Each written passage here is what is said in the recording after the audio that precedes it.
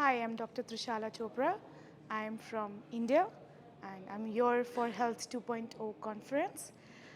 My specialization is hormones, diabetes, lifestyle.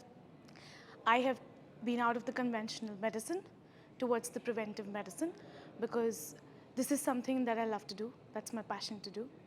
And diabetes is now another pandemic that we are actually going towards. India has already clocked 100 million plus cases as of the research in June 9th, maybe 2023. That's definitely not an exciting number.